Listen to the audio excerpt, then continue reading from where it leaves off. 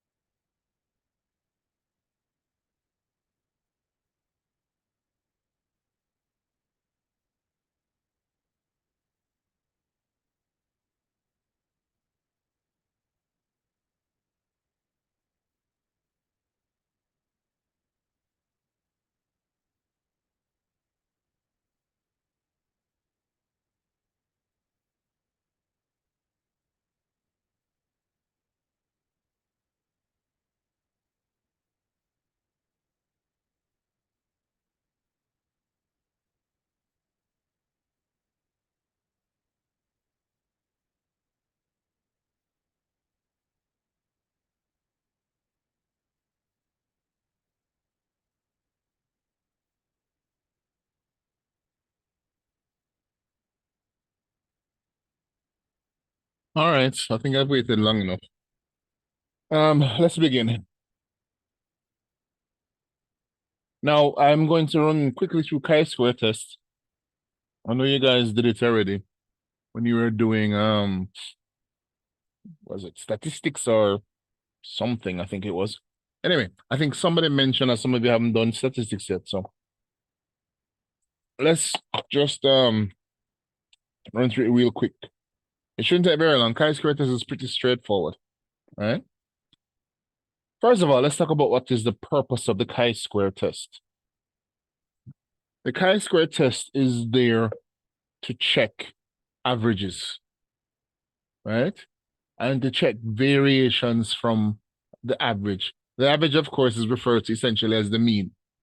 So what we're trying to do is basically the chi-square test compares outcomes based on what you expect to happen.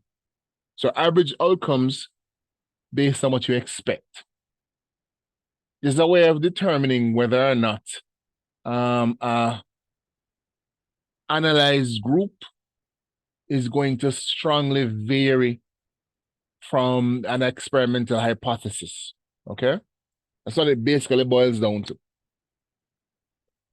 That's why chi-square test always needs to have a hypothesis, because you're determining how close to your hypothesis your results have turned out to be, which is why we need the mean, right? All right, as it says here, chi-square analysis allows you to use statistics to determine if your data is good. And good, of course, is in quotations because the term good is there's no such thing as good data. There's just data that aligns or doesn't align, right? But for our purposes, we'll say good data aligns with what you expect, right? But there is no bias in the sample. If the data is biased in some way and is outside of what you expect, then we can consider it to be bad. Well, it's bad for you anyway, right? Because it's not showing you what you expect to get. So therefore, you can consider it to be bad. So if the statistics show the data is biased, it means that you somehow your hypothesis is wrong, right? Which for a scientist actually can be very good. Okay.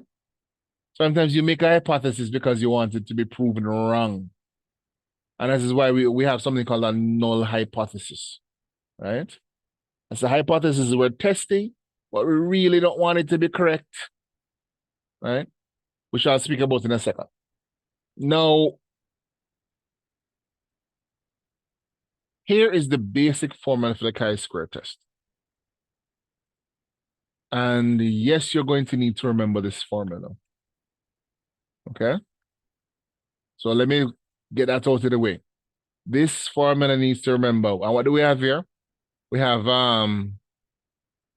chi-square, right, is equal to, and of course we have the sum of, right, observed minus expected. So what I'm doing is that I'm putting the formula together in the order in which you will do it, right? So we have observed minus expected, and then we square that. So sum of course, it means we add up all the observations and compare it to all the expected results. And then we so now you have observed minus the expected. So we have now the difference in here. So we're squaring the difference between observed and expected. Then we're going to divide that squared number by what you expected to get in the first place, right? And of course, the summation here will add up all of whatever we get to give us our final chi-square value. So you must remember this formula is not that hard. Sum of observed minus expected squared over expected. And that gives us our chi-square value, right? So we're going to run through a chi-square just to make sure you have an idea as to how it's done. But I mentioned to you that the chi-square needs to have hypotheses, right? Because you're trying to either prove or disprove the hypothesis, okay? Now it has two types of hypotheses that you need to be aware of. One is called the null hypothesis, okay? Now, when you're writing a null hypothesis for any experiment, the idea here is very simple. You want a hypothesis that states there's nothing going on. There's nothing to see here. All is well. All right? Your null hypothesis must indicate that there will be no difference between what you expect to get and what you actually got. Okay? So whenever you're phrasing a null hypothesis, I should get that information from it. So for example, let's say, I don't know, let's formulate an experiment together. Why not? Let's say I want to compare, no, that's not like that. Well, all right, let's just do one of the flower things that we're always doing, right? Let me stick in a blank page here. And then we can do some of that flower stuff. Though they have a fruit fly one later on here. You know what, let's do one for let's do a flower one.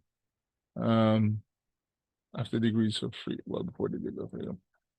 So we're gonna do it from scratch, okay?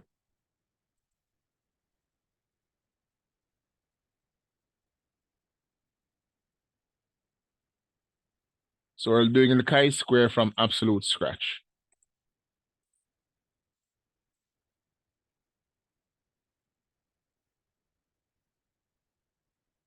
All right. So let us say we have a plant, right? Let's say we say let's write something.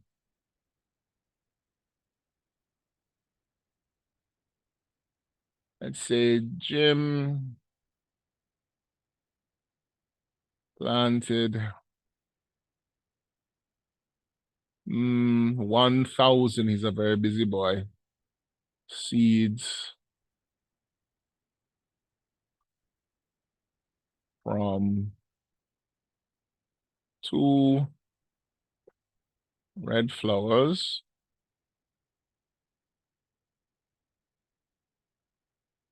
of the following genotype.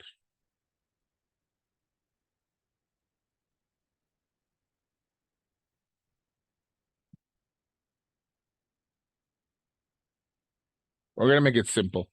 We're going to say that this is the genotype of the flowers. Okay? Now, obviously, this is going to be heterozygous for red. Because, of course, you got big R, which means that's the dominant gene. And it says here already that the flowers are red. Therefore, we know this gene has to be for red. And that one here, normally it would be for white. So remember why white? Because white is the default when there is no other color, right? So he planted 1,000 seeds, very busy flowers from this genotype. And when the offspring flowered,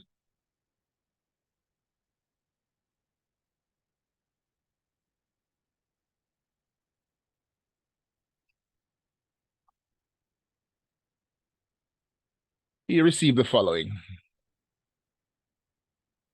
CIE. Keep forgetting that. Yeah.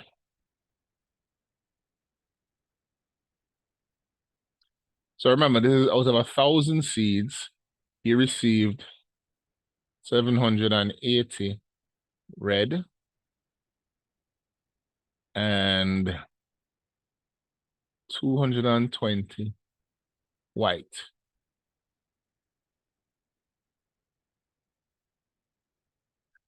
Now, this is what he actually got, right?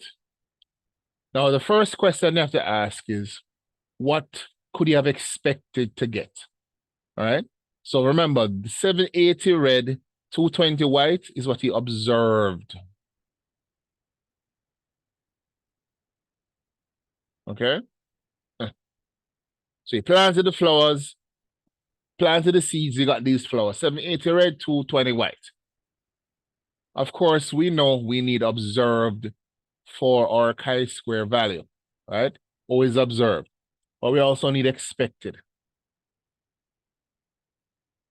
How do we determine an expected? Well, all we have to do is run a Punnett square for this. All right? We know, of course, already the gametes that are the potential alleles in the parents.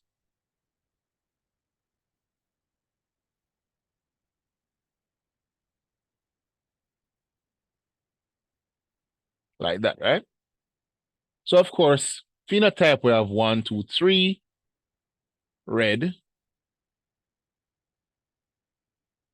So 1, white. Okay? So we have a 3-to-1 ratio.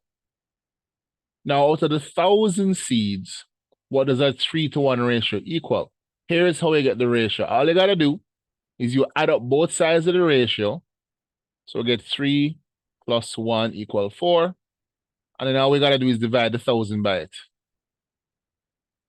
And of course, that gives us 250. And 250 is equal to 1. Therefore, what we should be getting here is 750 red and 250 white. All right. Before I go any further, does that make sense? Can I move on? Yes, sir. All right, good. So we have our 3-to-1 ratio. We know we're crossing heterozygous plants. So we're supposed to get 750 red, 250 white. Instead, we got 780 red and 220 white. Now we know that what is going on in the Punnett square is no certainty, it's a probability. So the thing is likely to happen. So what we want to know is this. Is the fact that we did not get exactly 750 to 250 mean that this plant here is not passing on its genes in the Mendelian way? Right? Do these numbers mean that there's non-Mendelian factors here? Okay? So what we'll have to do is formulate hypotheses now based on that idea.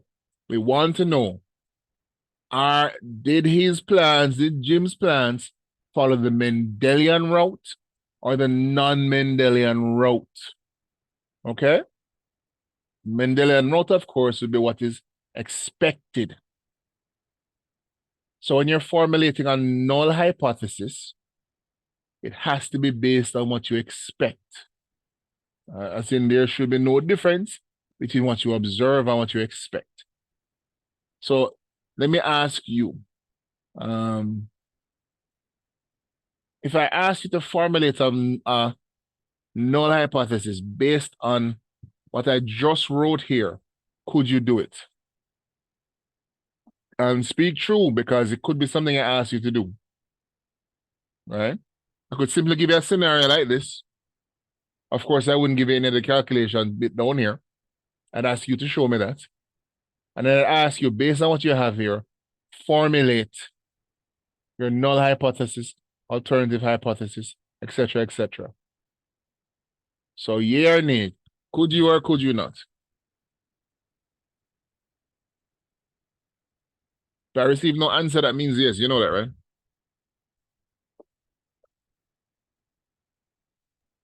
All right. Chante, you were saying something? No, sir, I wasn't. Okay. All right. If so be the case, then can somebody give me a null hypothesis for this experiment, please? Can anyone give me a null hypothesis for this experiment? Y'all just said you know how to do it, so come, give me one.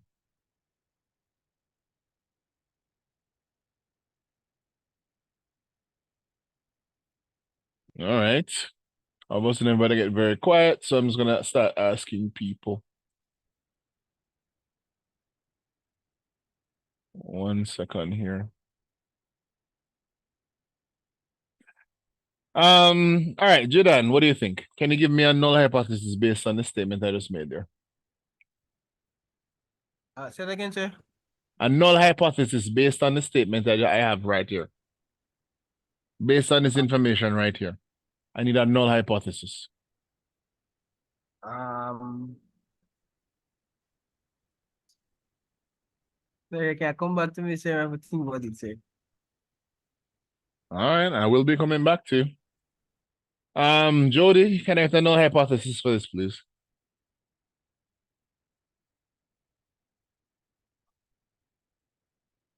Jody Collins, are you there?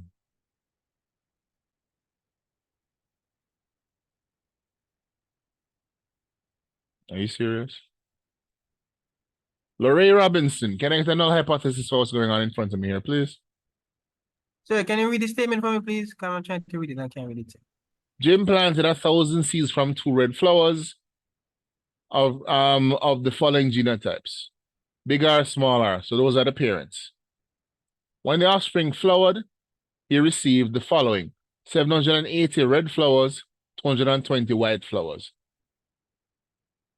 I'm asking you now, he's trying to investigate whether or not the flowers he got was based on a Mendelian or non-Mendelian expectations. So I need a null hypothesis for this experiment. I asked if y'all understand how to do the null hypothesis. I got no response. So now I need somebody to give me a null hypothesis. Or I'm not going any further in the class. I've asked 2 people now. One person don't know what's going on, and the other person has answered once. Laurie Robinson, are you there?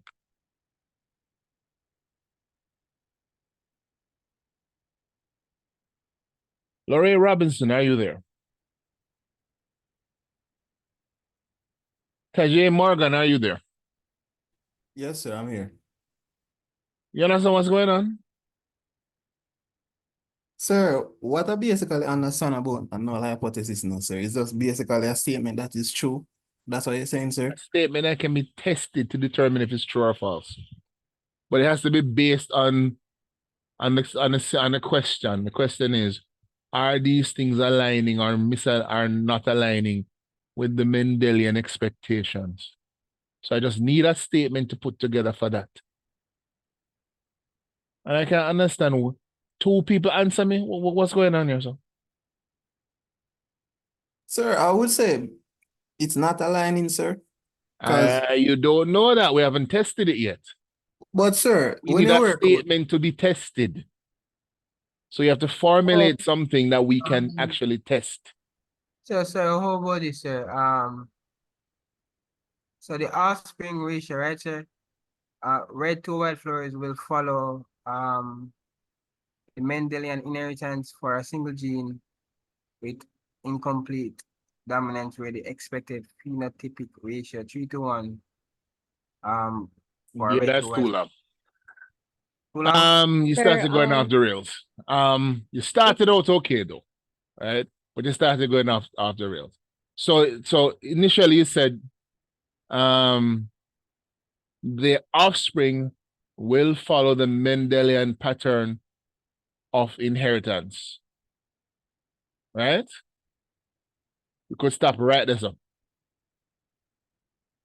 Because we know the Mendelian pattern of inheritance is 3:1. And this is where we got our expected from. Okay? So you didn't have to go any further than that. Sir, could you say there's no significant difference between the Mendelian pattern and the Results? observed?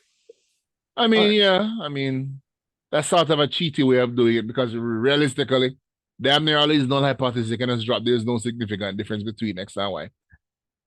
I kind of like the first one better, but realistically, both are fine, right? So yeah. I will come back to Laurie and Jody later and see if they're actually here. If not, I'm kicking them. Anyway, so that is the null hypothesis. So we'll say, for brevity's sake, either there is no significant difference between the expected Mendelian pattern and the results received, or we'll say the offspring that were produced from the experiment align with the Mendelian expectations. Something like that, okay? The whole idea here is that I should be able to take a statement and test it to see if it is true or false, okay? By saying it aligns with such and such expectation, and we know the parameters of the expectation, just 3 red for every white, we can test that to see if it's true or not. So that is our null hypothesis. Okay? Then now we need what is called an alternative hypothesis.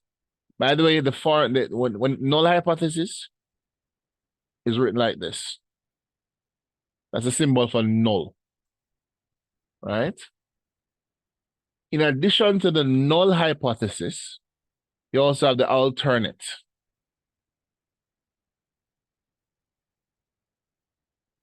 Hypothesis, right? So, which is written like this. And sorry, the null is written like that. H, of course, is hypothesis. And then, as I said, this symbol is for null. And that here just means alternative. The alternative hypothesis simply will say the opposite of the null hypothesis. So the null hypothesis says there's no difference between Mendelian inheritance pattern and the results. Then the alternative hypothesis is going to say there is a difference, or there is a significant difference. That's it, right? Now you have your 2 hypotheses. And I can almost guarantee this is going to show up on a test someplace, right? So if the rest of you don't get it and you sit there quiet or not put on the phone and go on the business, you'll find out later. This is why the school was objecting to us doing this thing online. And see, y'all making it know that they were right. Moving on.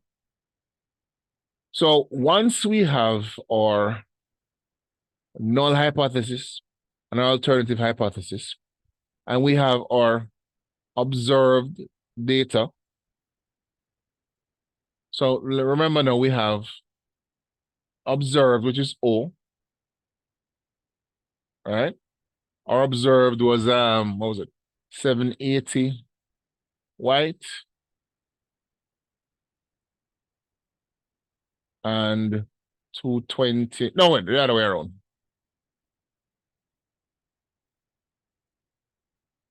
So our observed was 780 red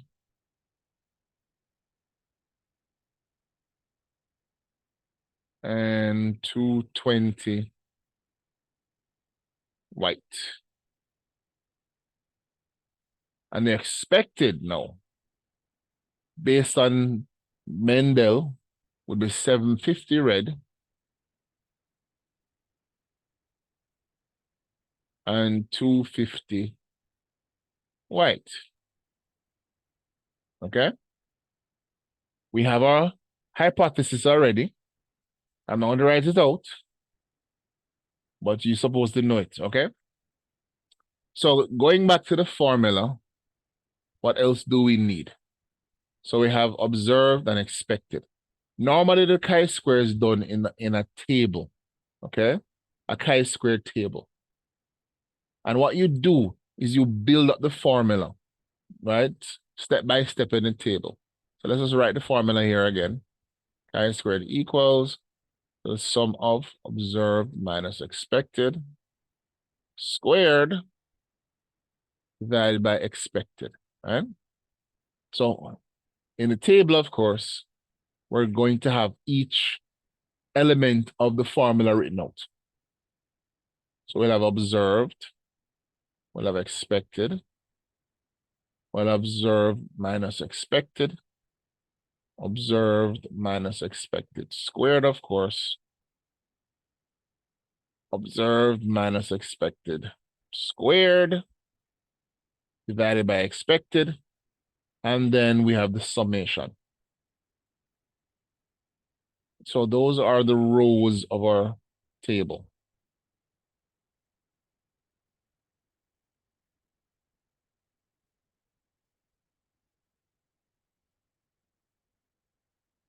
So what we need, of course, are columns.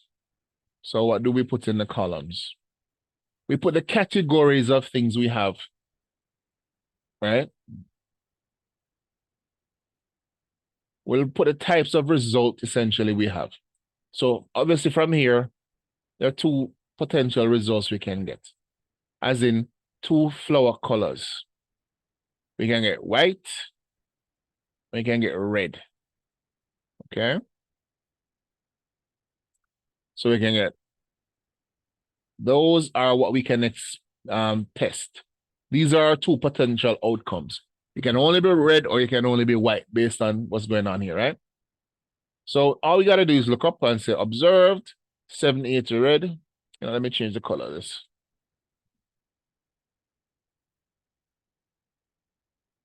So 780 red and 220 white. That's what we observe. What we expect to get, 750 and 250. I'm going to ask you guys to pull your calculators because you're going to do some calculating for me. Now, the first thing you have to do is subtract observed from expected. How much do you get? So we have 780.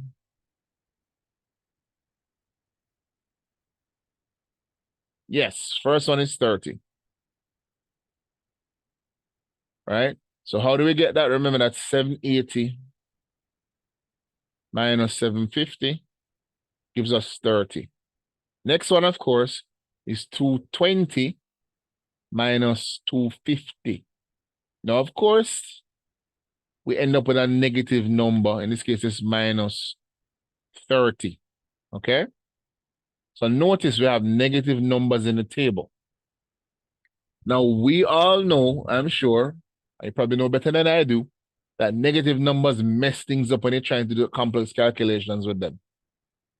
Which is why, of course, we square our results. Right? So 30 squared is what, 900? Yes, sir. And minus 30 squared, give me how much?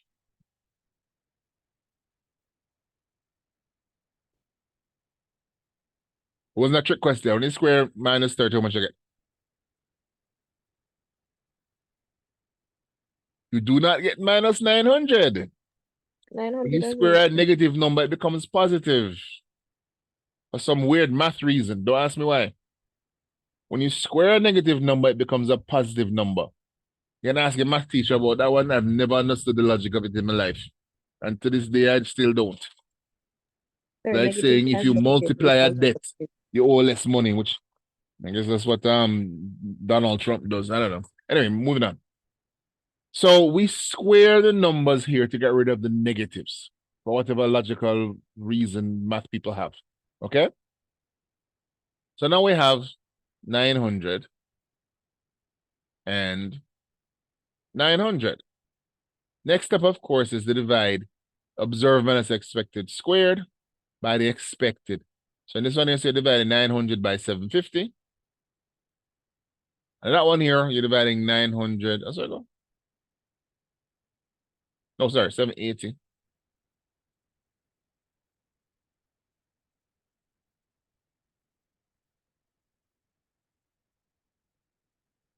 And then this one is 250.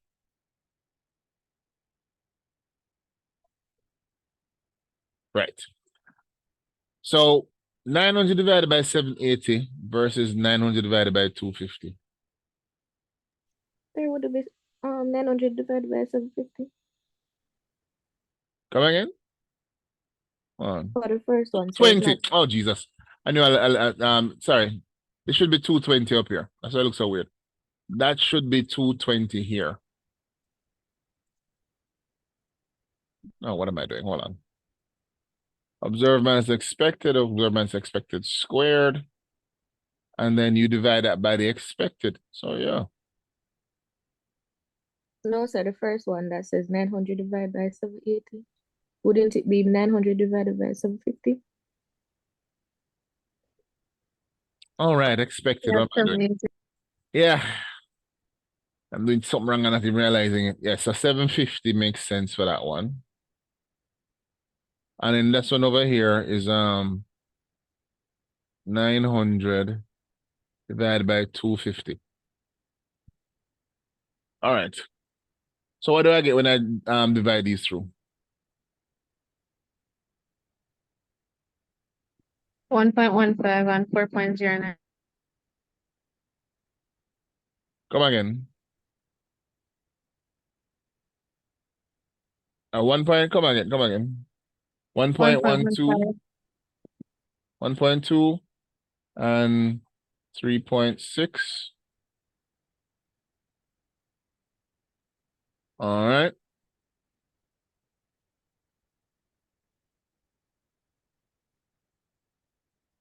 And then we're supposed to sum them. Wait, something's wrong here. Give me a second here.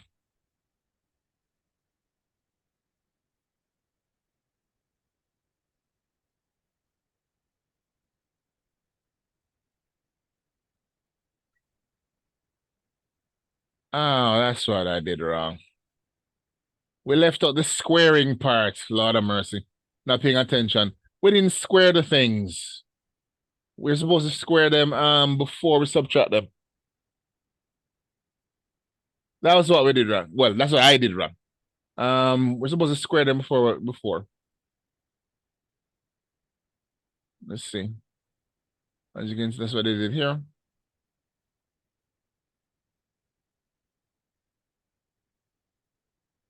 All right. So they subtracted, then they squared the results. All right. Well, no. I keep mixing up this thing. Let's go back. Okay, let me break up my calculator and then do this now. So what we're supposed to actually have is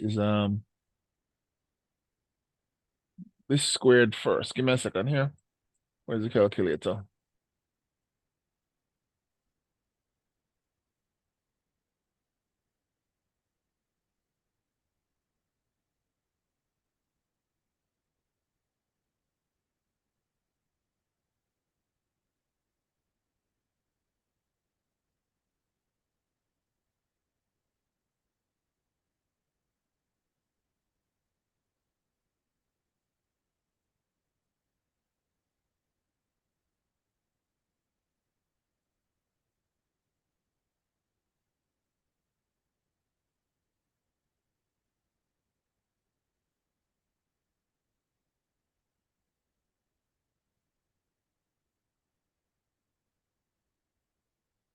Oh, no, I see what I did.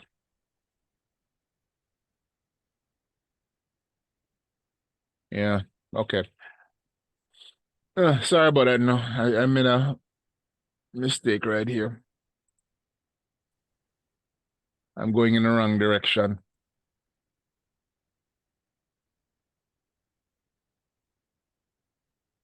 So let's make sure about this here. So we're going straight down. So we have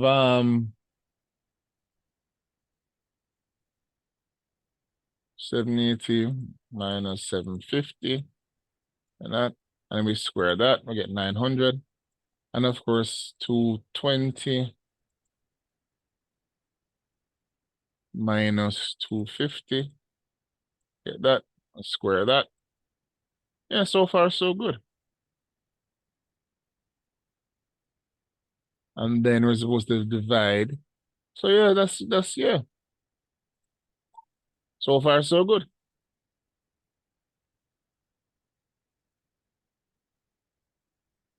And then you sum them and you get 4.8.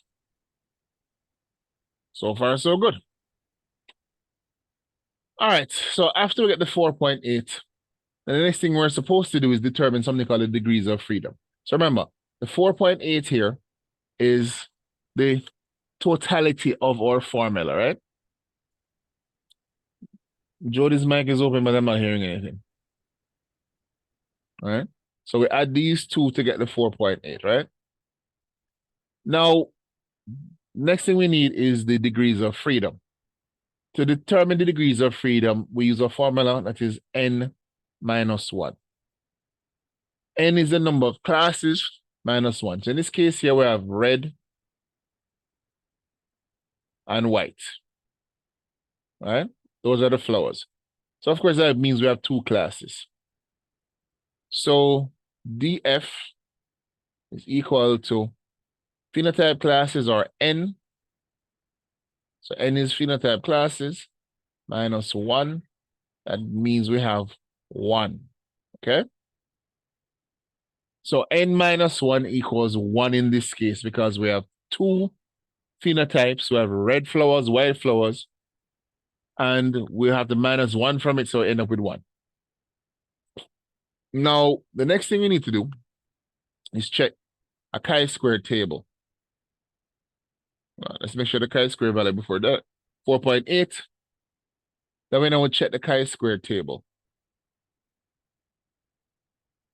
This here is a chi-square table, okay? If you're asked to do a chi-square test, you will be given this table, right? And I think we're testing 4.8, right? So our chi-square value is 4.8. So now we need the table value from the chi-square table itself, okay? We know our degree of freedom is equal to 1, right? So all we have to do here is we have to find the line for degree of freedom on the table that says 1. So here is our 1 row, okay? So we're going to cross here. Now, unless you're told otherwise, always use the 0.05 column, okay? Unless you're specifically told, do not use 0.05, you're going to use 0.05, okay? Then all you have to do is you look for a number that, of course, is going to run down the first column all the way down, and of course, intersect here. And this number is 3.84, okay? So now we have our chi-square number. We have our table number. It's 3.84, okay? Now, once we have these two numbers, here is where now we get a conclusion. Now, please pay attention to this one, right? If you mix this up, then all the results won't make any sense. If your chi-square number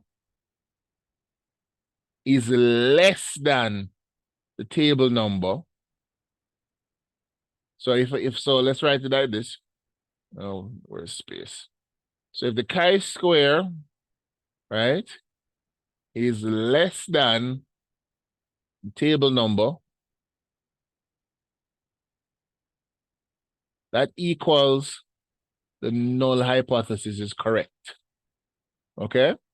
So the chi-square number is less than the table number, the null hypothesis is correct. If on the other hand, of course, the chi-square number is greater,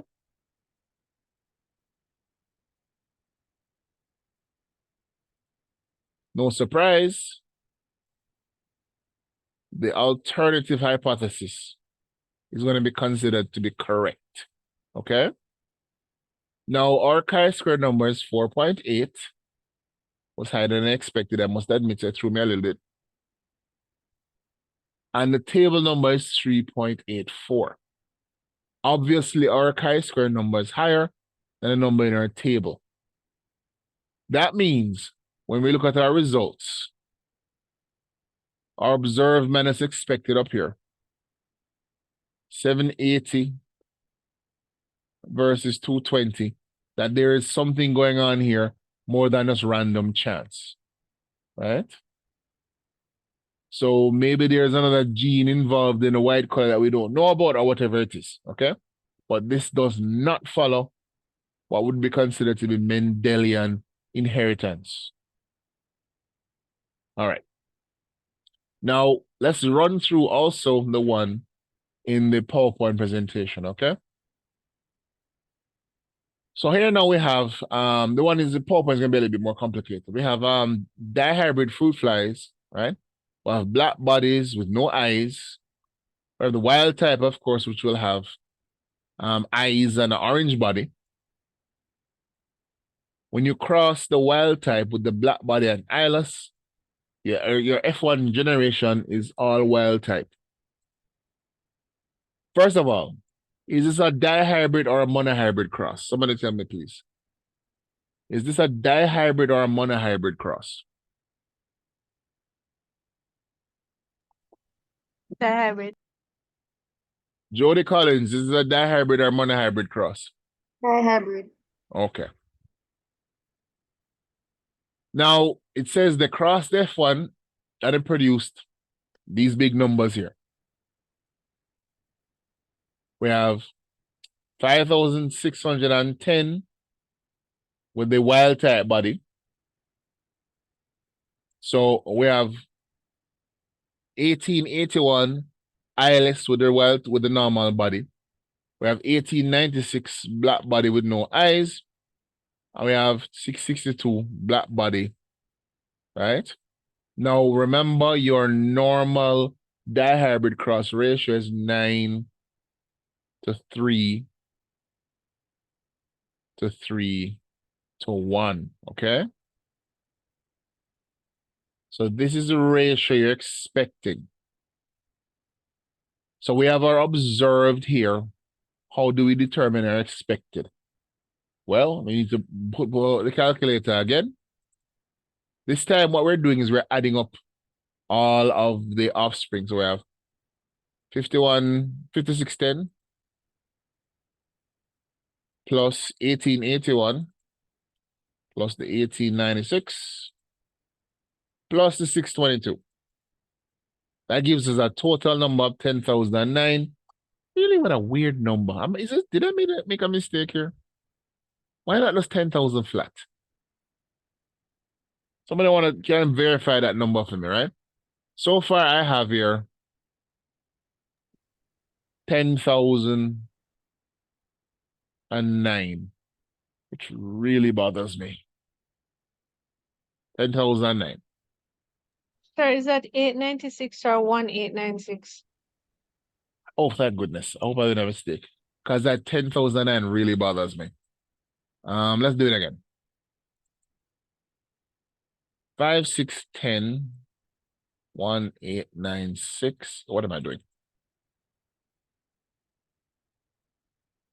5. So go along and just make sure I'm doing this thing properly. 5, 6, 10 plus 1881 plus 1896. Sir, it's not 896.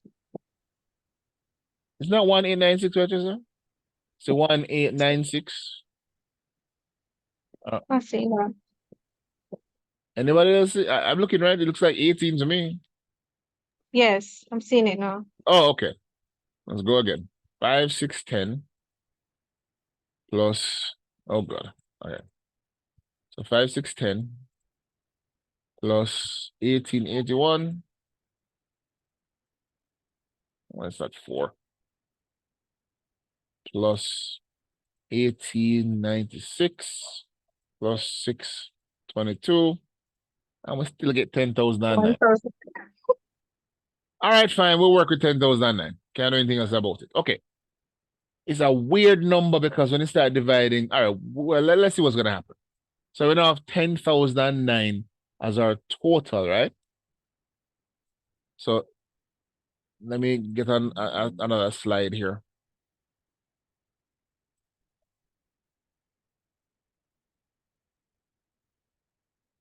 So remember, we're working with 10,009.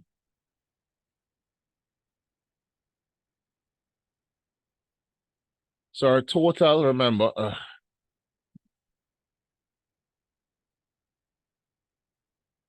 it's 10,009. Okay? We need now 10,009 to give us this.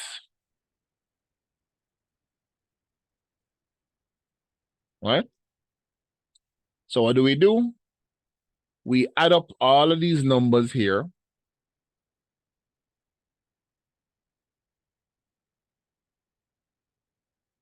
And that gives us 16. Okay?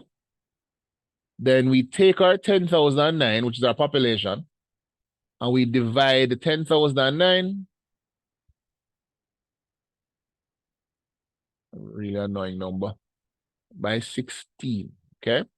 By 16, because we have 16 potential outcomes over here, right? So where's my calculator? So 10,009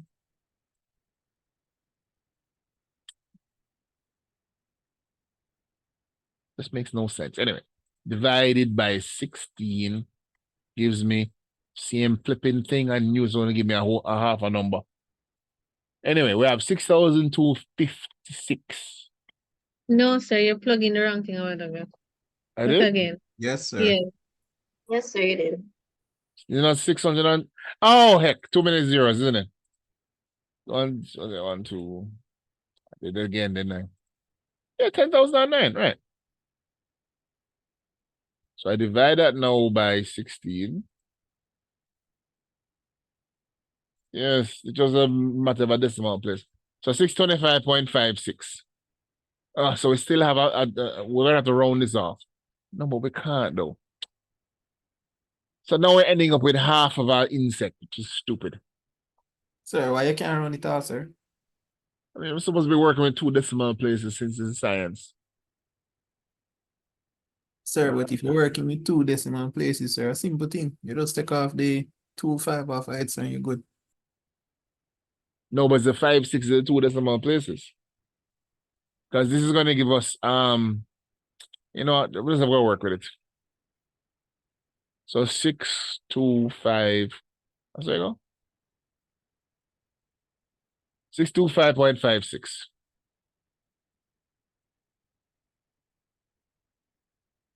Right? Since it's a probability, I guess we can work with it, but it does look a little ridiculous. We now have 1.56 of an insect. Anyway, so based on what we have here, one part is 625.56. So 625.56. So 3 parts is going to be 3 times that. So 3 times 625.56 equals 1876.68. Oh yeah.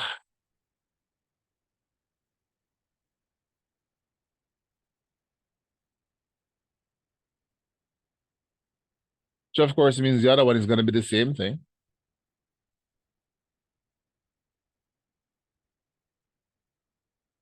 The last one now, 9 is going to be 3 times that.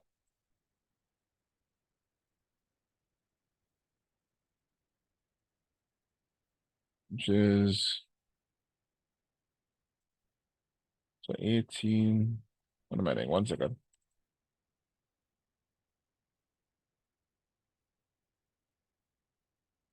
Five 630.04.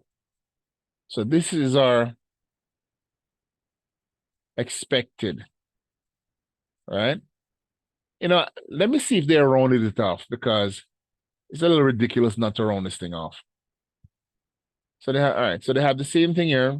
916 should be wild type. Right. So we have that.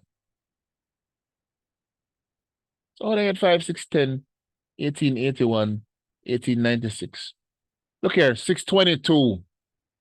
But we got 625. How did them get that? There's some rounding off going on here, so they did round it off, which they really shouldn't have. All right. But how they get 622? Okay. Let's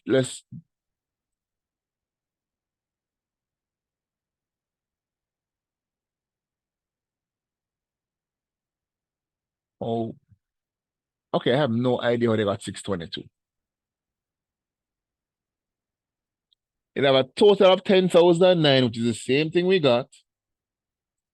They have the same numbers we have, except they have 622 here as one part.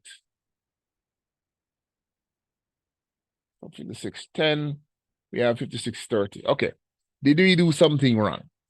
The answer is no, we did not do anything wrong.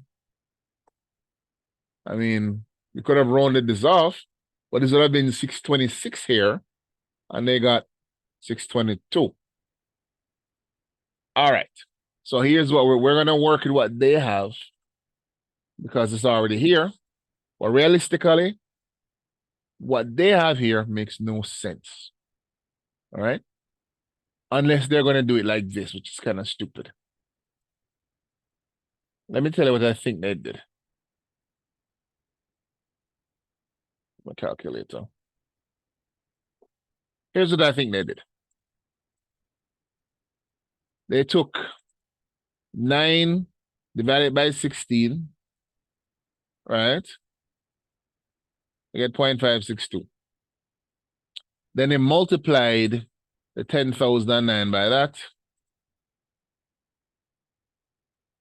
And I got 5630. But they still got 5610 in the table. Yeah, okay, the table values don't make any sense. All right, folks? No matter how you swing it, these values, they don't make any sense. But the method is still sound. Please remember, right? Even though the table values are kind of stupid, we're still using the same method, right? So once again, you can do it this way, where you, once again, 9 divided by 16, and then you multiply the total by it. Got 5630 here. And of course, when we did it the other way, we also got 5630. So that works fine, okay? So either way will work perfectly, right? We're going to use the figures here for convenience sake. Just remember, you can, as I said, either one of the ways I just showed you, either you add them all up, get 16, divide by the total, and that gives you one part, and then you can multiply each part individually, or you can find 9/16 and multiply it by the total, and it will give you the number as well. Either way is fine, even if their numbers are very strange. But they should still be close enough. But Yes. that was those were the initial values that we had added up, the 5, 6, 10 plus 1, 1881. And we got 10,009, Right. which is what they got. Yes. Oh, wait, what am I saying? No, but where's It's their the same expected? thing. Where's their expected values?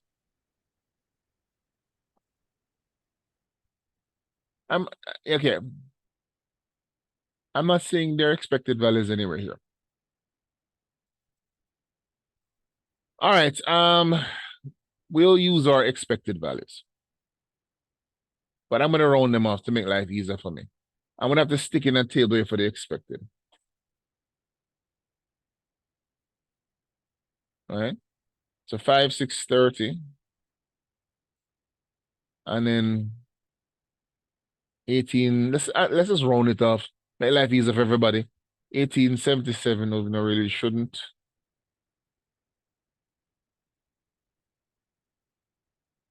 All right, 1877, 625.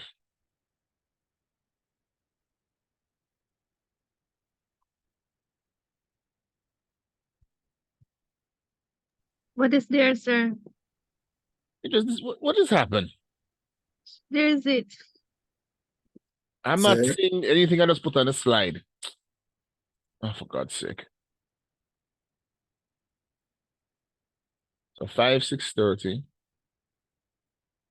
was 1877.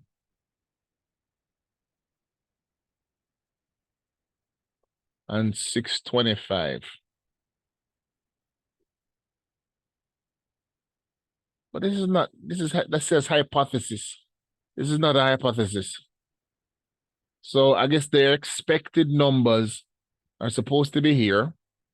For whatever reason is over here. Anyway,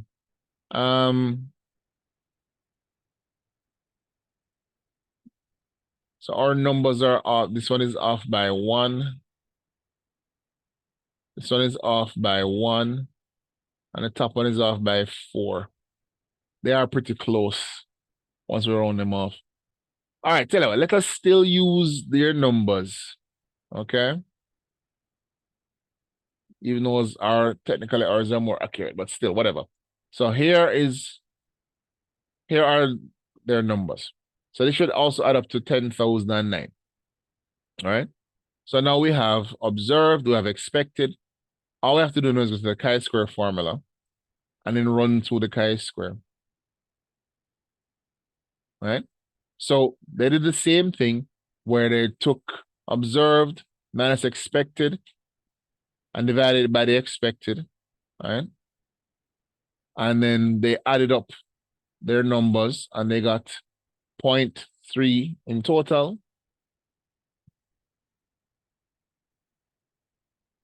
So to the way. So they got 0.3 in total, right? And of course, once they have the 0.3, they now need to find degrees of freedom. Of course, there are 1, 2, 3, 4 potential phenotypes this time around. So their degrees of freedom, which remember is n, which is the number of phenotypes minus 1, is going to be now 4 minus 1, right?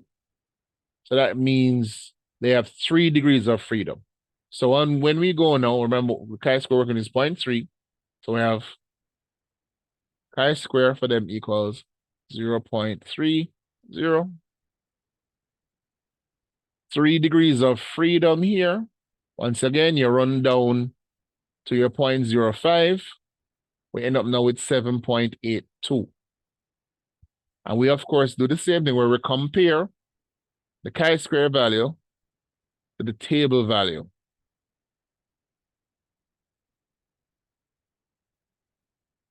One second, sir. Yeah.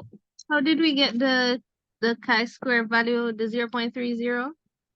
Let me see that Same part. way we did when we did the other one, where we go through each observed minus expected squared divided Oh, we by just do the expected. table So and then sum and do the summation. yeah, they didn't put in a Okay. table, they just did it this way because this is the fast way to do it, but the table way allows you to see exactly what you're doing. And then they just Understood. added all of these up to get 0.30. All right, thank you. Then now, remember, so that's our 0.30. Our table value is 7.82. Obviously, our table value is a lot higher than our chi-square value. And once the table value is this much higher, it means, of course, that there is no significant difference between what is expected and what we got. And since, of course, this is simply a Mendelian dihybrid cross, we can state that the inheritance of the genes for eye color and for eyes, sorry, and insect color are done in the Mendelian fashion, right? Okay. That was a bit of a chore. Half of it was my fault because I wasn't paying attention. This should have been expected, not hypothesis. My apologies. All right. Does what we did make sense to everybody? Yes, sir. Do we need to do Notice. another one or we can move on? Sir, can you do a next one, please? Another one, please. All right, no problem. I listen, as I said, I'm at fault because I didn't do the thing properly here, right? So let's do one. We're gonna need a table. So let's do another one. And remember, we have to go step by step. And by that I mean, if I give you a question, you have to generate your own hypothesis, okay? So let's now do you want to do a dihybrid one or a regular one? I mean, if it's just the idea. Dihybrid. Dihybrid? Okay. All right, let's say we have let's do flowers again because why not flowers? I'll use the flowers. So we have two flowers now. We have a tall red versus a short white. Okay. Now we get, of course, capital T for tall and capital R for red. So that's one parent. The other parent, of course, is like this. So this is our P generation, okay? And our P generation, of course, gives you our F1 generation. In this case here, it's like this. That is F1. Okay? Now, if we took, let's do 1,000 again, 1,000 seeds from the F1 generation and planted them, and those 1,000 seeds gave us this ratio here. Let's say we have oh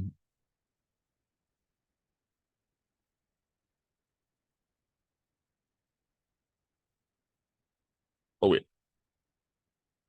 Okay.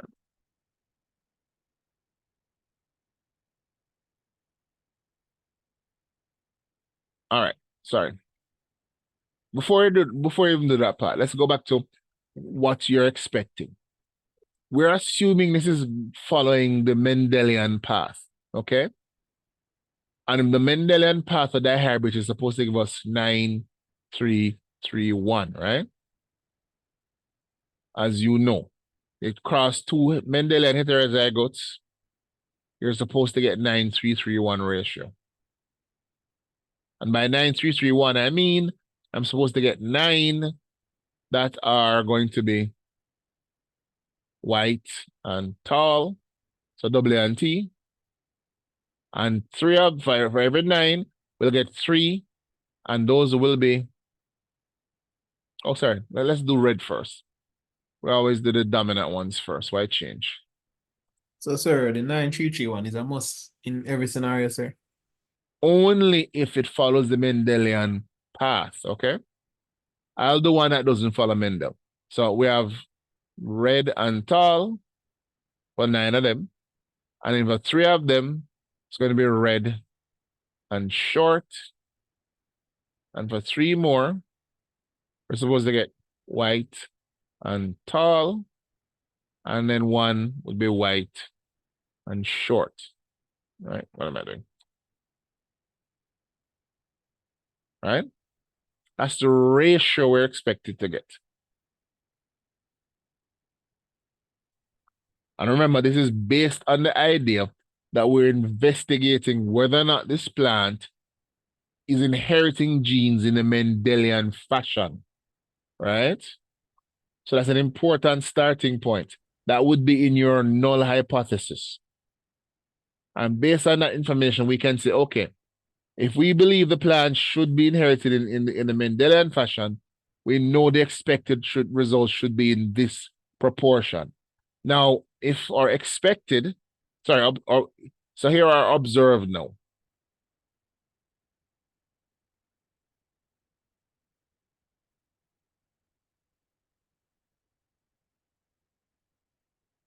So this is out of 1,000 seeds, right?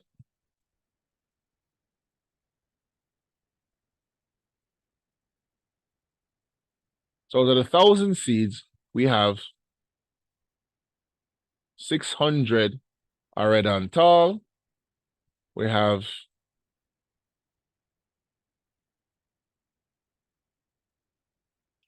100 is red and short. We have white and tall equals 150. And we have white and short equals 150. Okay? So that's all we actually got. Now, of course, we can calculate our expected. Okay? Now we know, of course, it's 1,000 in total. 9331. Remember the 2 different ways we can do this.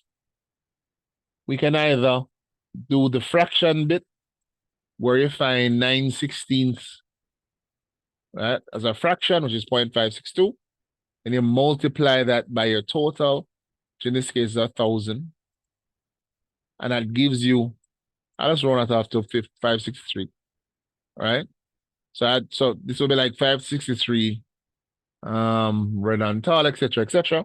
So you can do it that way, or you can do it the other way, in which case just add up all the numbers here for the 9331. So that's 16. And you divide 1,000 by the 16. And we'll run it at the 63. Okay. So that now means that the one portion here for us, which is of course going to be the white and short,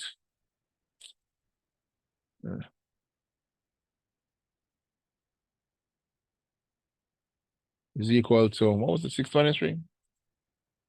Sorry, 663. Okay. Now if I know one portion is 63, then I'll have to get the other ones now. So white and tall, white and short.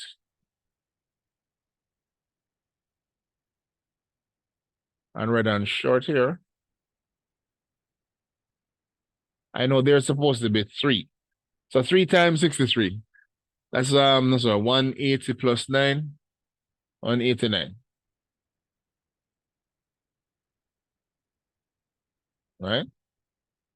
And then the red and tall is going to give me now, of course, 3 times this. What is 3 times 189? 3 times 27. Yeah, I'm not gonna do this. It's too much trouble. 567, sir. How much? 567. 567. Thank you. All right. So here now we have our 93 to 3 to 1 ratio. Here we have what we actually got. Okay. All we gotta do now is build the table. So of course, observed, expected, observed minus expected, observed minus expected squared,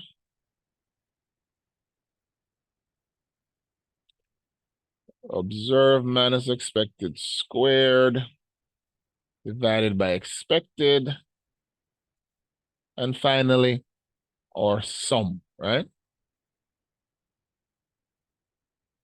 Now remember now we have 4 categories of phenotypes. Make this table huge.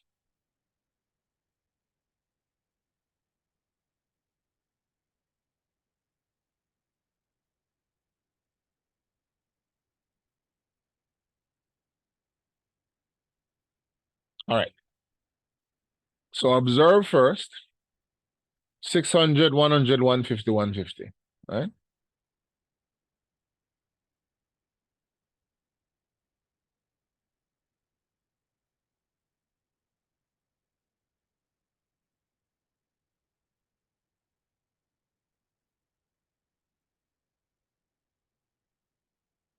So 600, 100, 150, 150. So that's red and tall, right? Red and short, white and tall, and white and short. That's what we observed. What we expected was 567, 189, 189, 63.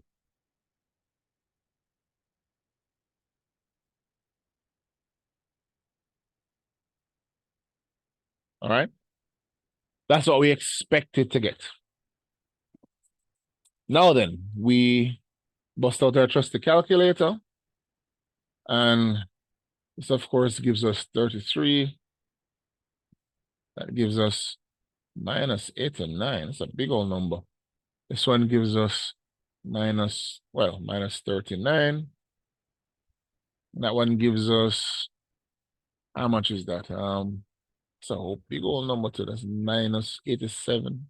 No, 87. All right, are these correct? I just did it out the top of my head. I could be wrong. All right. Just you can confirm that for me. Now, the next thing to do, of course, is to square these gigantic numbers. So we now have 33 squared. That's 1,089.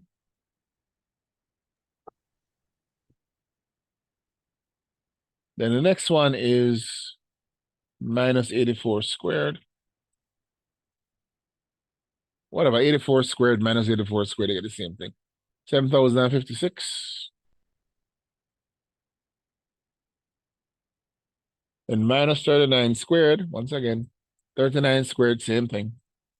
1,521, sir. 1,521. All right, give me the last one too.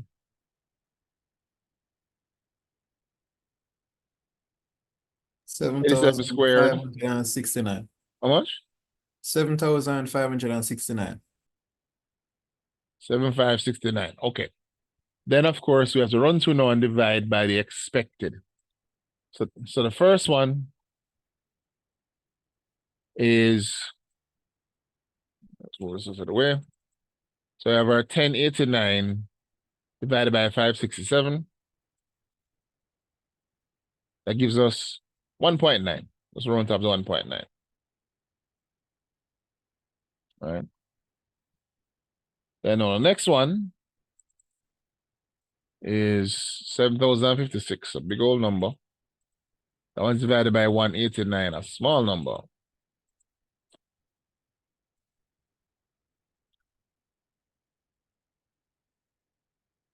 And we get 37.33. That's huge. 37.3. Then we have 1521 divided by 189 again. That's 8.1. And then, of course, the last one is freaking gigantic. We have 7569. And that is divided by 63. That's 120.14. So 120.1. Right? So these are chi-squared numbers and they are enormous. Right? So there's obviously going to be a massive difference here. So of course, the last thing for us to do is to add up all these numbers.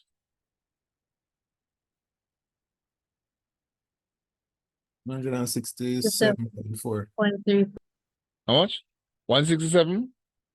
I got 0.34. 167.3, right? So that's our chi-square number. So then all we got to do now is go to the table. So remember our chi-square here. 167.3. That is enormous. Now, degrees of freedom, remember, is n minus 1, which is a number of phenotypes we have. And we, of course, have 1, 2, 3, 4 phenotypes. So degrees of freedom equals 4 minus 1, okay? So, of course, means 3. And here we go. Third row. And we always use 0.05.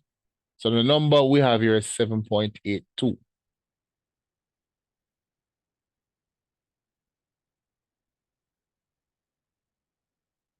Right?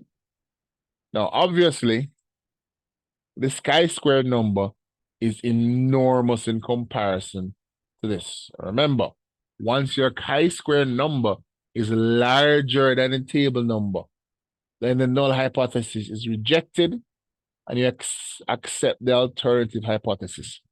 In this case here, of course, we will state that the inheritance of height and color does not follow the Mendelian path in this flower. And that would be our conclusion. All right. Make sense? All is well? Yes, sir. Yes, sir. So yeah. So this you'd expect this in like an epistasis or something like that to have these giant numbers. So there's something interfering with Mendelian genetics here, right? All right, wonderful. So we're done with chi-square, hopefully. I will find a couple of chi-square questions to send to you all so that you can try it on your own if you wish. But for the most part, we don't need to go any further than that. So keep in mind, if I'm going to give you a chi-square question, it's going to be worth at least 6 marks, right? It'll be a nice, healthy question. All right. So we're done now with Mendel and that stuff. Now we're going to start something nice and easy to cleanse the palate, as they say, which is, of course, mitosis and meiosis. Now, you all know this stuff back and forth, up and down, right? Even if you've forgotten some of it, it will come back very, very easily to you. I think you would have done this at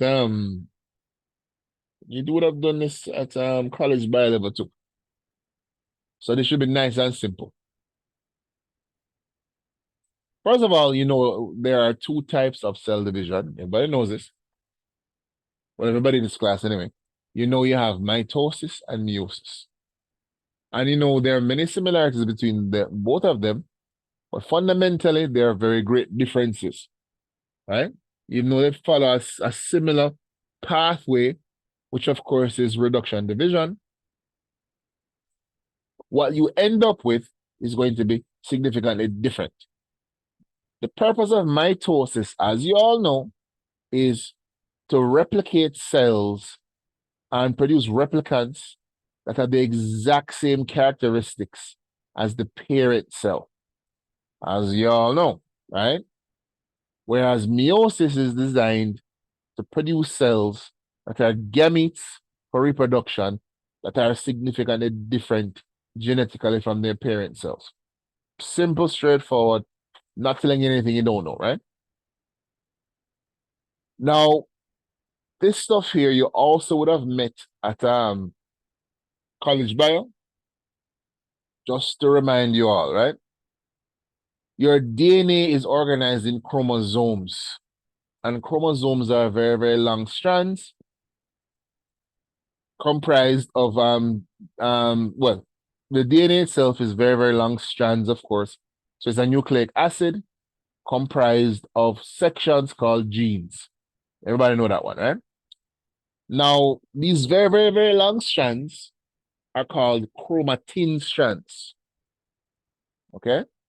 And the chromatin strands that make up DNA are very delicate. They break really easily. Right? To reduce damage to them, these very long DNA strands, right?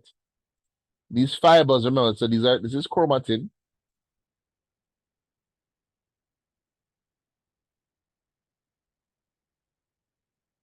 You take your chromatin strand, which remember contains the DNA, contains the genes, and you wrap the chromatin around special proteins called histones.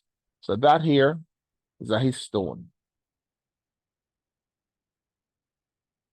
Histones themselves bundle together to form layers that allow the DNA to form a chromosome.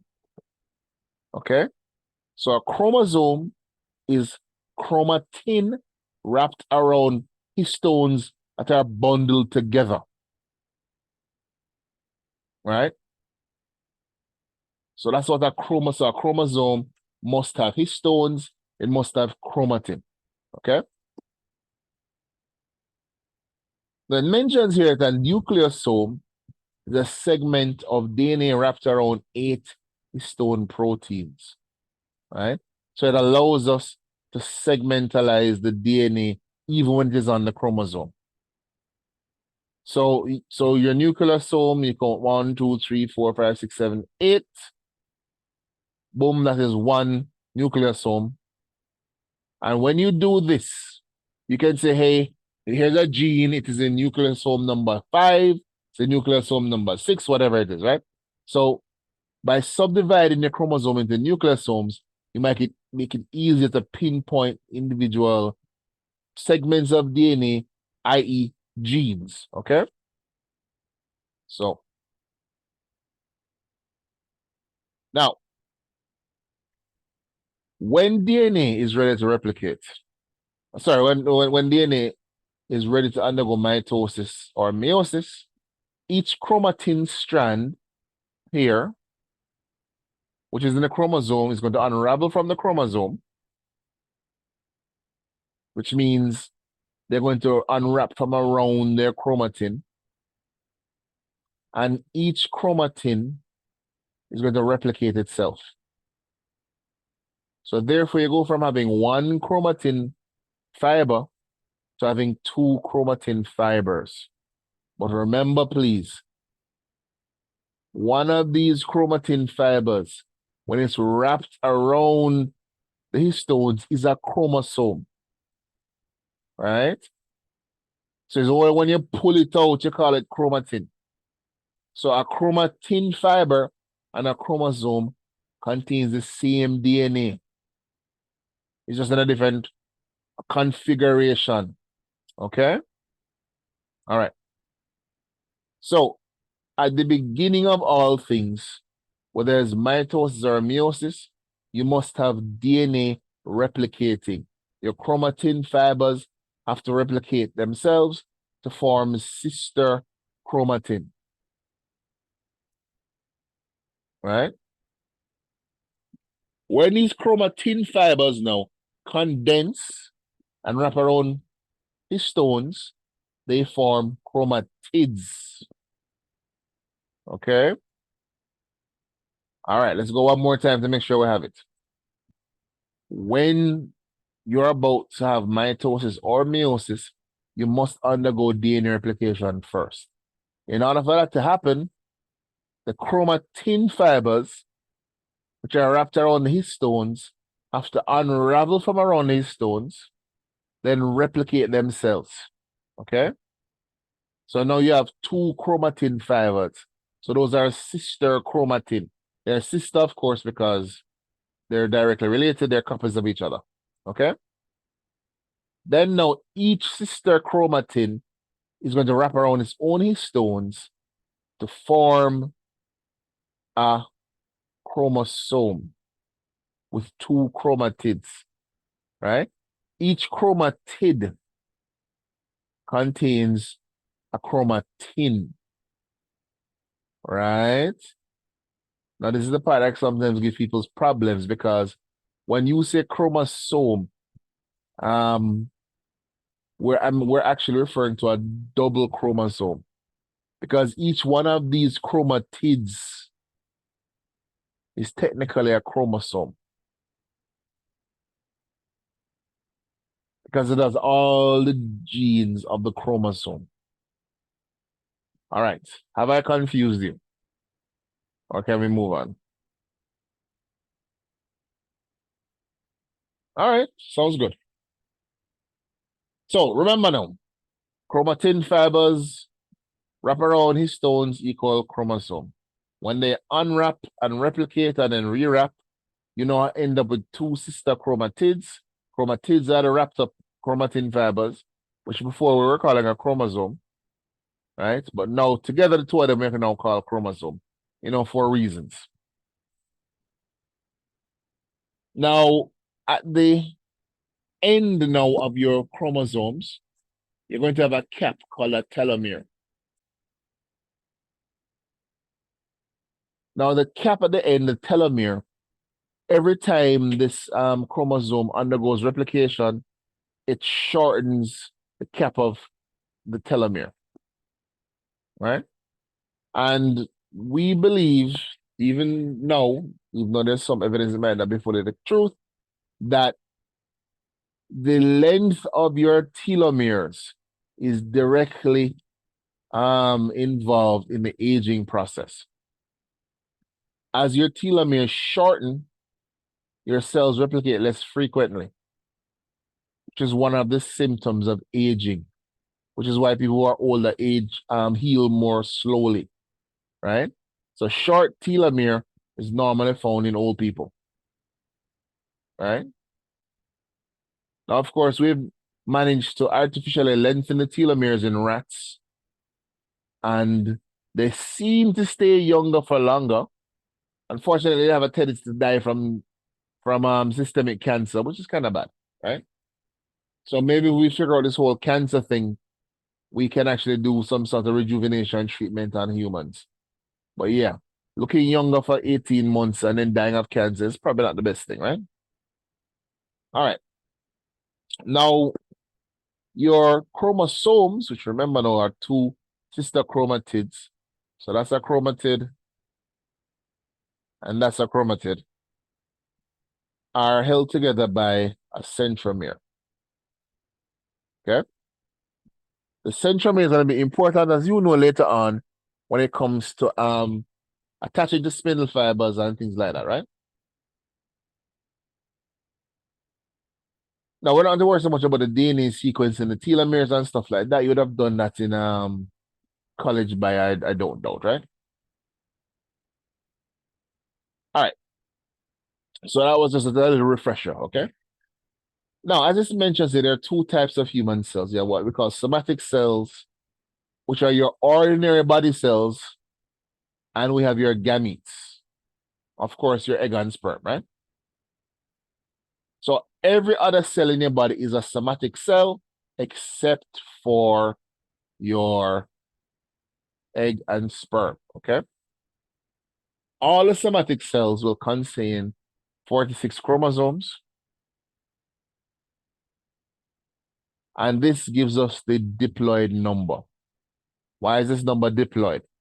Di, of course, means two, as you know, and the ploidy, term ploidy, has to do with the number of chromosomes of the same type you have.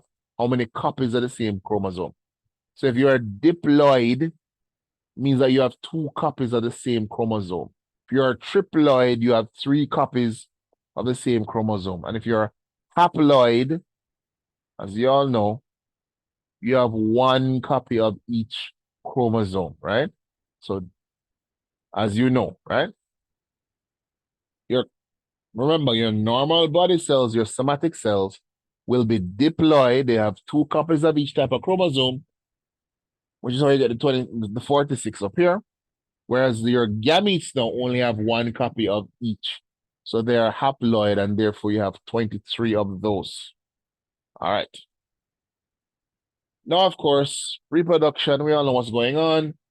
Two haploid structures combine to give you a diploid zygote. Nice and easy. Everybody knows this, right? So remember now, homologous chromosomes. Homo means the same, right? So a homologous pair of chromosomes refers to chromosomes of the same type, right? In that diploid cell. But remember, each one of the 23 chromosomes you get comes from a different parent. So in this sperm here, you will have chromosomes 1 to 23. In the egg, you have chromosome 1 to 23.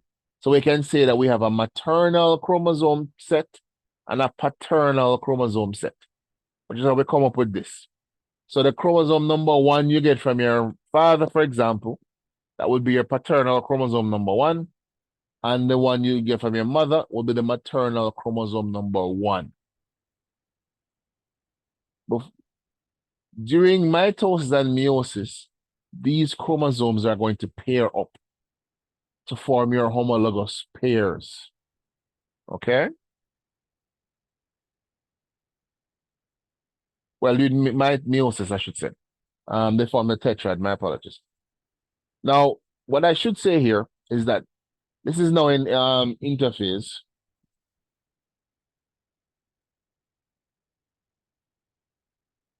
In interphase now, each one of the chromosomes, remember the one you get from your mother, one you get from your father, the other way around, maternal means mother, of course, are going to replicate.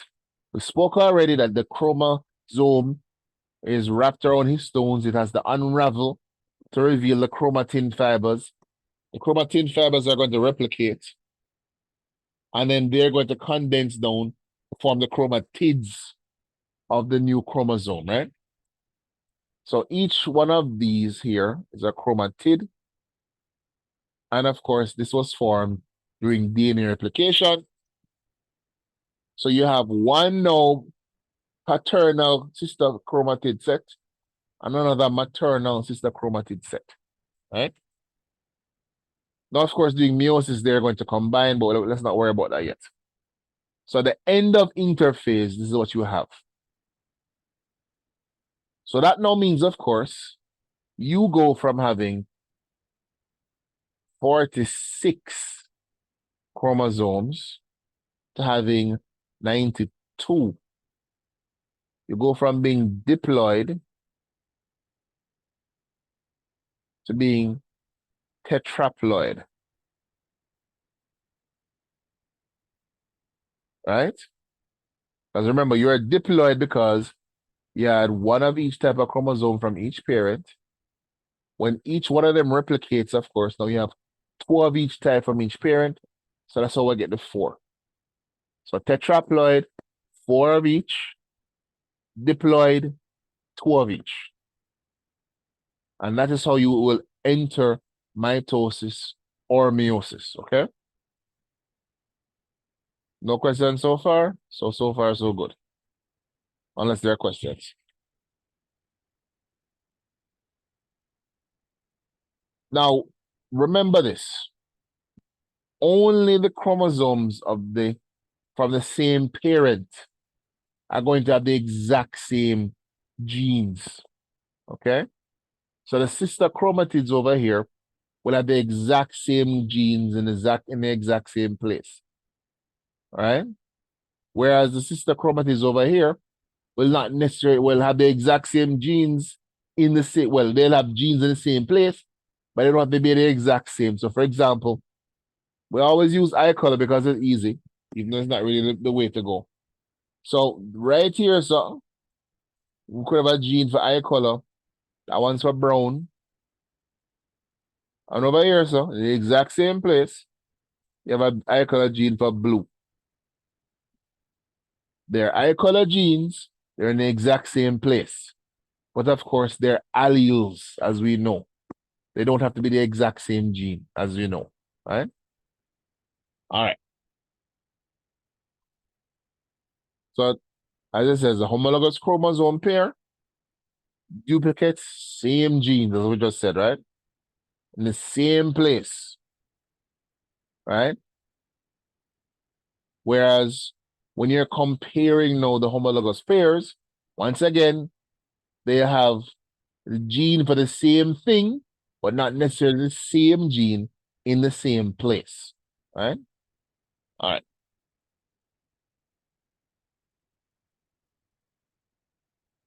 Now, the term karyotype is one of these that you would have met already in, once again, in college bio. I think we've mentioned karyotype already. Karyotype now, it refers to essentially what amounts to an image of your chromosomes, okay? Now, have a look at A for me and B and tell me, are we looking at haploid or diploid genes here? Somebody tell me, please. A and B, are these haploid or diploid?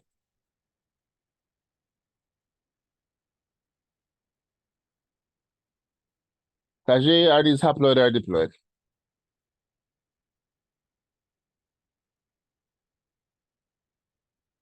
Tajay Morgan, haploid or diploid? Yes, sir. I'm here. Applied, sir. They are not. They are diploid because we have one of each. We have 2. All right, we have 2 number 1s, 2 number 2s, etc. Right? So these are, of course, diploid. Now, next question. A or B? Which one is male? Tashania, which one of these is male, A or B? I'm looking for the word. Wait, sir. Sorry, I didn't catch that. I'm looking for the Y. Over the right, B is female and Y is male. A is male. You are correct. So we have, of course, have here X chromosome and a Y chromosome on A. And as I said to you before, The Y chromosome is the smallest chromosome. There's hardly anything on there, but the genes that are on there are strong enough to change a male into change a female into a male. And I say female into a male because the default body plan is female for most males. Hello guys, am I back? Can everybody hear me now? Yes, sir. Okay. I'm not sure what the heck just happened. Zoom just crashed out hell. Right, I should be sharing again. What I was saying is that in mammals, for the most part, the default body plan is female.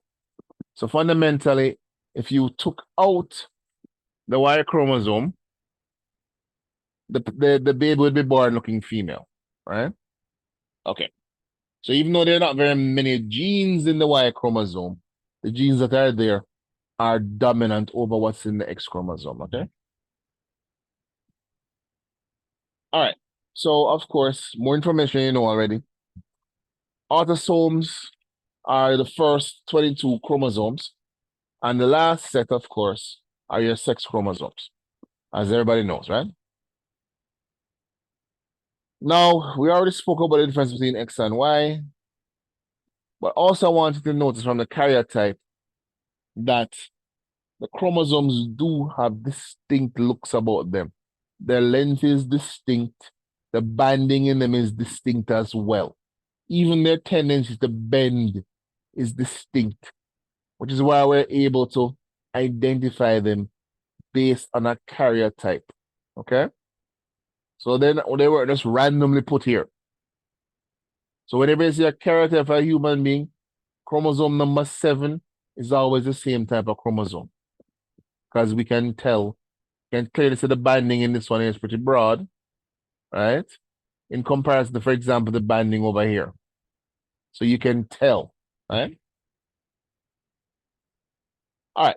So that now that we've done that, let's also revise this thing here called the cell cycle, which you also know from A&P, from college bio. Cells have a life cycle, as you know, right?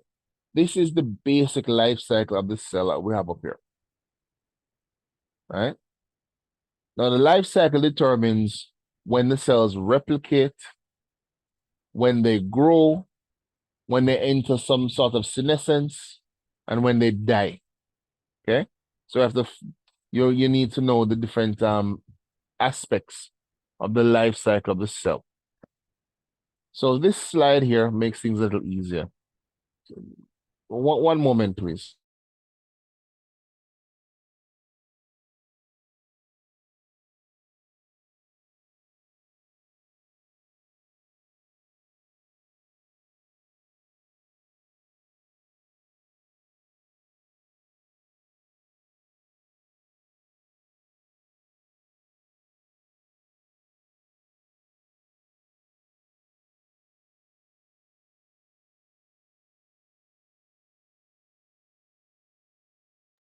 All right, sorry about that.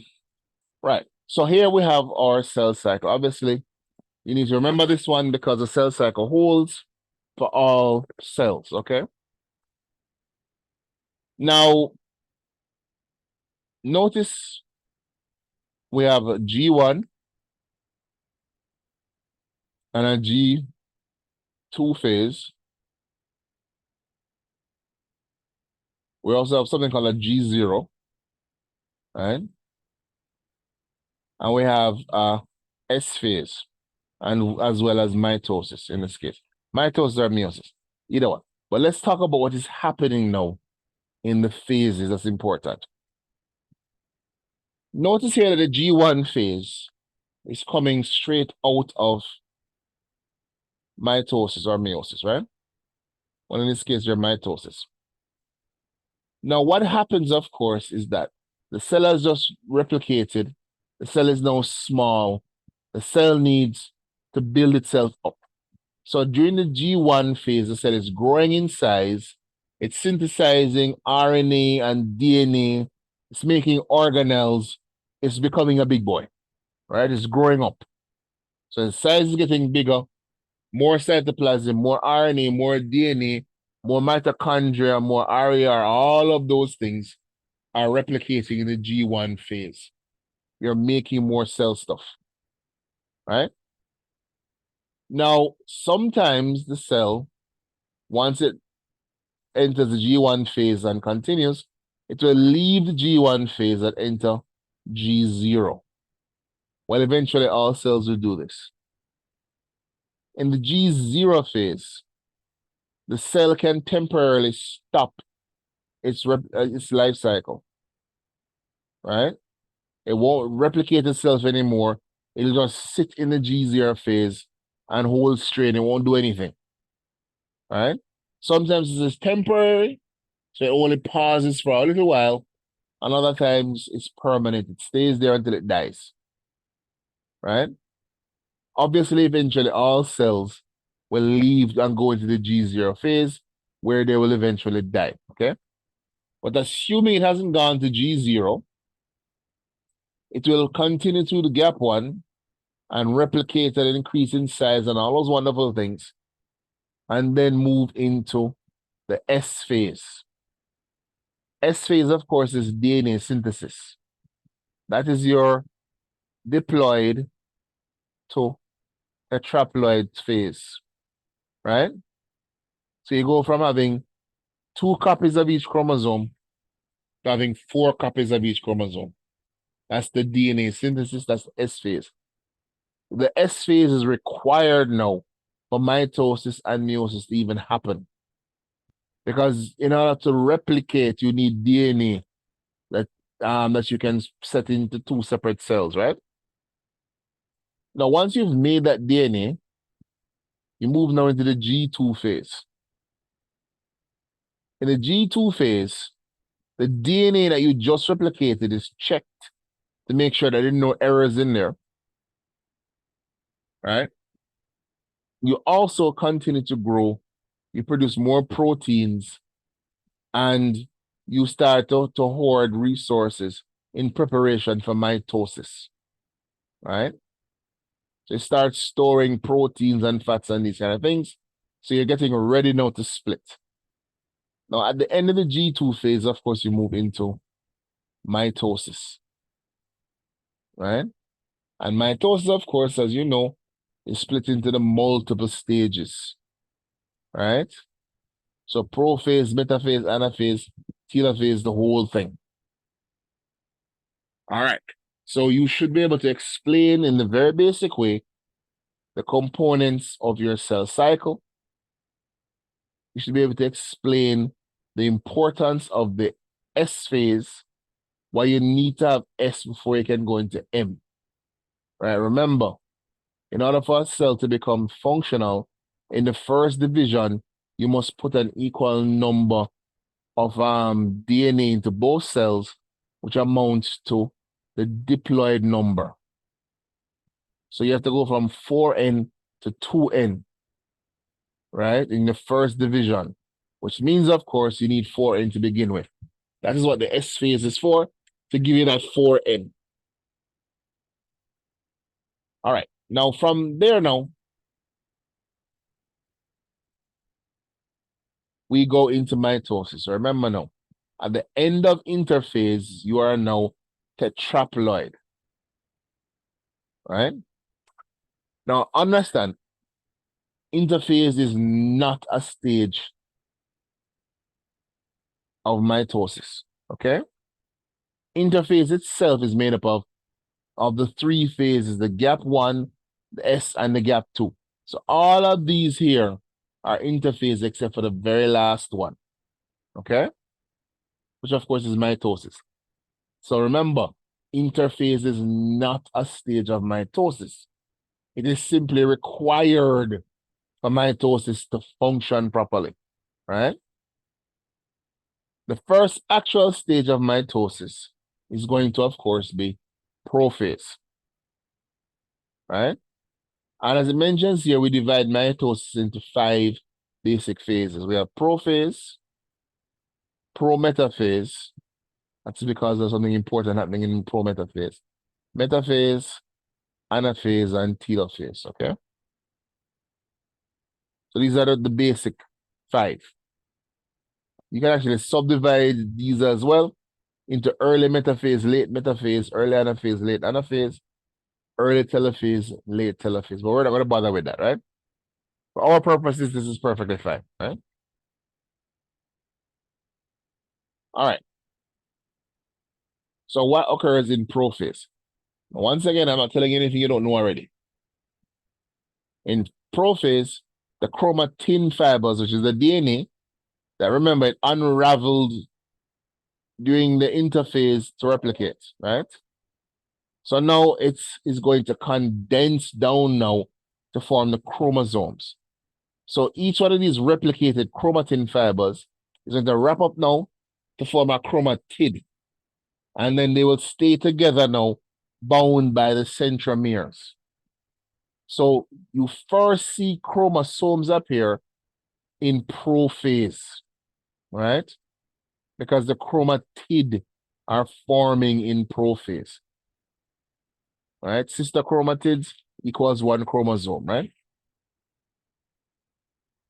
Now, while that is happening, while you have the chromosomes forming, the membrane around the nucleus, nuclear membrane, of course, starts to degenerate, it starts to fall apart. Because, of course, for mitosis to happen, the chromosomes have to be in the cytoplasm.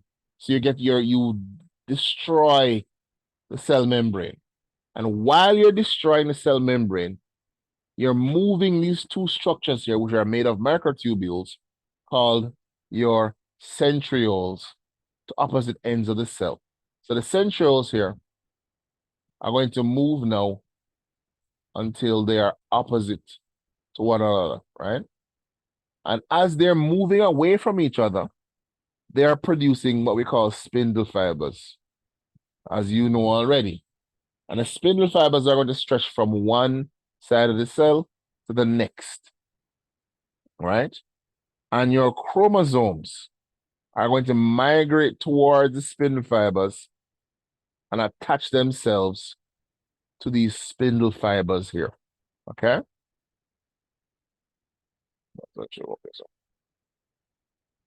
All right.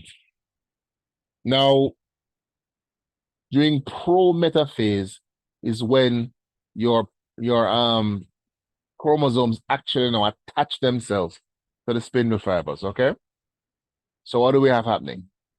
We have a section here now in the centromere, right? Where your spindle fiber is going to attach. And we call that part the kinetochore. I know it looks like it says kinetochore, but it's pronounced kinetochore, okay? So when you look at a chromosome, here we have the centromere, and here we have the area of attachment, the kinetochore. So now the spindle fibers are going to attach now to the kinetochores of the centromeres. Notice here the centromeres in 2 halves. One on one side, attached, of course, primarily to one chromosome, one on the other side, and they join in the middle, holding the chromosomes, the chromatids, I should say, together. And the kinetochores are coming out now from each half of the centromere. So, right? Now, this is important because in order for you to move now from prometaphase to the next stage, of course, which is going to be anaphase, metaphase, and then to anaphase, we have to do 2 things. Once you attach now the spindle fibers via the kinetochores, you have to now align the chromosomes to the center of the cell, roughly between the 2 centrioles, right? And the spindle fibers being attached now to the chromosomes allows you to align them. So the idea here is that the spindle fibers are going to be pulled on. And by pulling on the spindle fibers, you adjust the positions of your attached chromosomes. So you keep pulling and tugging on the centrioles, on the spindle fibers via the centrioles until you line up now your chromosomes to the center of the cell, right? Now, the place where you line up your chromosomes has a special name. We call it the metaphase plate. Okay, so our lined up chromosomes are in the metaphase plate. Okay, so remember now, you initially attach your spindle fibers to your kinetochores of the chromosomes to pull them into position in metaphase, to get them to line up along the metaphase plate. But remember, the attachment occurs in pro-metaphase. Okay? Pro, of course, because it is before metaphase. Now, once you have aligned your chromosomes in metaphase, remember, the alignment process is the pulling and tugging. That is the metaphase part. The pro-metaphase is the attachment, right? Once you have them aligned, of course, you move now into your anaphase, right? This is just showing you the alignment and the kinetochores attached to your spindle fibers, right? Now you move them into anaphase. And this is where now the kinetochores come into play again. Remember how the setup is.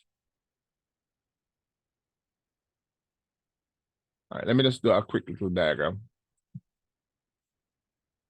You probably know this already, but you know, just for my sake, let's do it. And then we can take the break.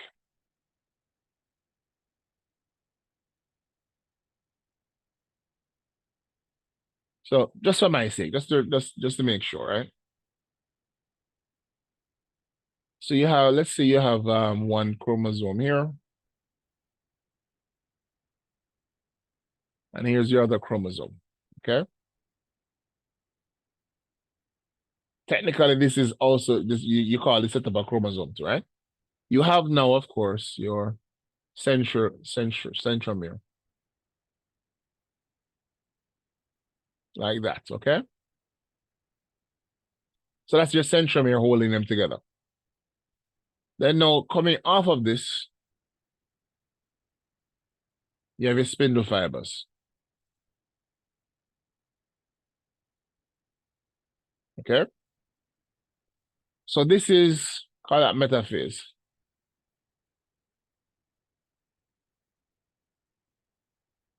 When you move now to anaphase,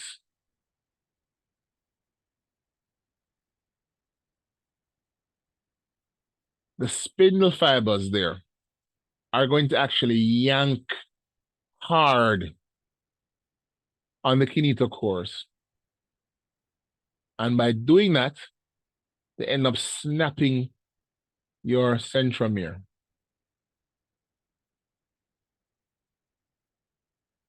Okay? So they actually break the centromere.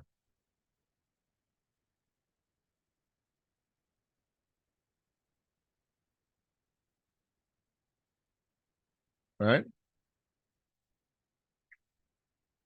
So they pull the centromere apart, and then now the spindle fibers tug now the individual chromatids. Remember, these are chromatids now.